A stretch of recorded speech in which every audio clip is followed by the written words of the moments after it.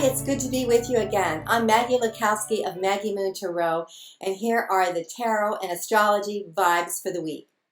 On Monday at 29 degrees, the full moon in Sagittarius rises. This is at the final degree of the zodiac, and 29 in numerology reduces to an 11, that magic portal we can step through to feel and see a higher vision and be inspired. It's also referred to as a strawberry moon or rose moon. And with the Sag full moon under the last hours of the Gemini sun, we can gracefully allow closure to some things so new ones can bloom. Our thoughts and words become more important. Trust and have faith in your intuition at this time. Our Sag moon whispers, try new things.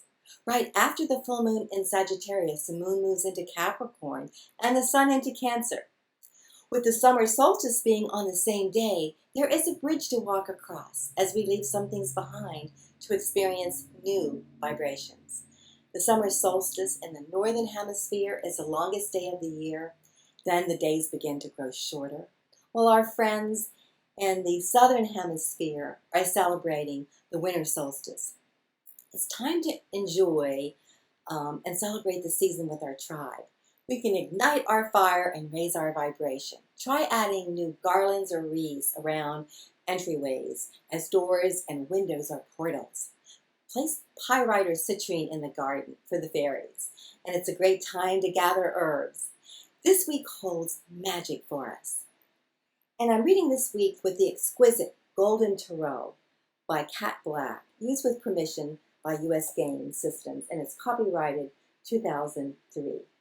And this deck is a collage of artwork from the late Middle Ages and early Renaissance. It's presented in a beautiful, sturdy box. The cards have gold edges, and the deck is easy to read with. It's an inspiring deck to use as your card of the day. And the companion book includes different spreads, and has sources for the artwork and the collages for each card. So let's see what some of the messages for us that are coming through this week. And I wanted to mention that even though I shuffled thoroughly and fanned them out on my reading table, all three cards for the week are from the major arcana. So at the beginning of the week, I pulled the World card. And that's the last card in the major arcana. In this card, we see a woman protecting people under her cloak. In the four corners, starting at the left, we see the angel, the eagle, bull, and lion, the four evangelists from Ezekiel. The World card can indicate an ending to one phase and a beginning to another. And as we are protectors for each other, we are moving to a more loving energy. And as we experienced in the tragedy in Orlando, we all come together around the world in love and support. One of my favorite quotes is, the world owes us nothing. We owe each other the world. And that's by Ani DeFranco.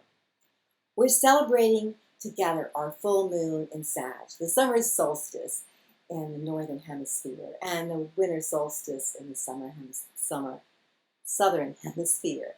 And as the sun moves into Cancer, there's a goddess or mothering and loving energy. When I see this card, the word that comes to mind is gratitude. It can feel bittersweet, hopeful, being present in the moment with a vision for the future. Everything that has a beginning has an ending.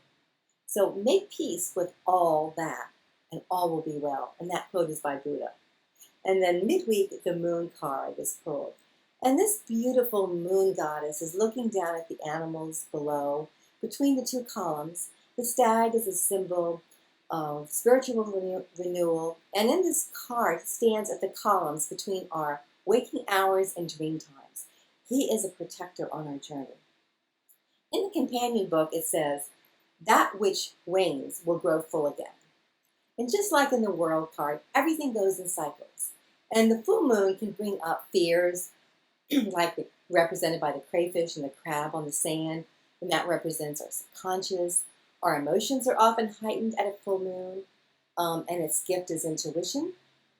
The greyhound chasing the hare can speak to us about expressing our many talents, and the moon illuminates things that appear hidden.